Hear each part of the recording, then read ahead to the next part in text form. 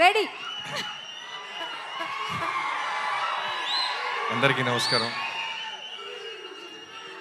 ఇప్పుడు మాట్లాడలేండి, అరిస్తే audio function అయితే మాట్లాడచ్చు, ఫ్యాన్స్ ఫంక్షన్ అంటే ముందు రమ్మంటారా? ముందుకు వచ్చాలి, చాలా రోజులు వెళ్ళాయి.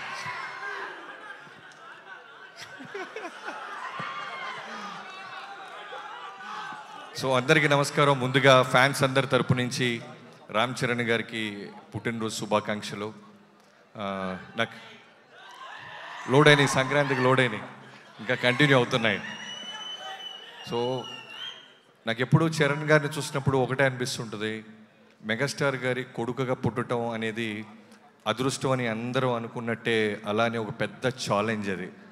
అంటే జీరో నుంచి ఒక Konidela Shivashankar Varaprasad transformation to megastar అయినంత ఎంత కష్టమో, చిరంజీవి గారి కొడుకుగా మళ్ళీ అలానే చిరంజీవి గారి స్థాయికి వెళ్ళాలన్నా, పవర్ స్టార్ గారి ఒక బాబాయ్ ఒక స్టార్ డమ్ని కాపాడుకుంటూ వెళ్ళాలన్న అదృష్టానికంటే మించిన బాధ్యత, భరోసా.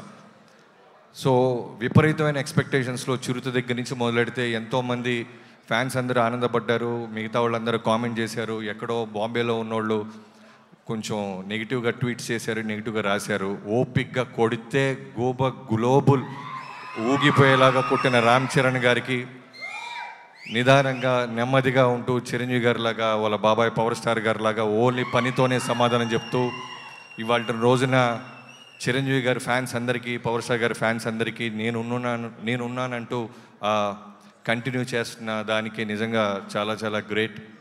So thank you so much. ఇక్కడికి వచ్చినందుకు, నన్ను పిలిచినందుకు చిరంజీవి గారి ఫ్యాన్స్ అందరికీ థ్యాంక్ యూ. పేరు పేరున happy birthday Charan garu. Thank you. Thank you Bobby sir, thank you. Time sir, మీ చేతుల మీదుగా మన సింగర్ జాన్ గారు ఖమ్మం నుంచి వచ్చారు. ఆయనకు ఒక చిన్న మొమెంటో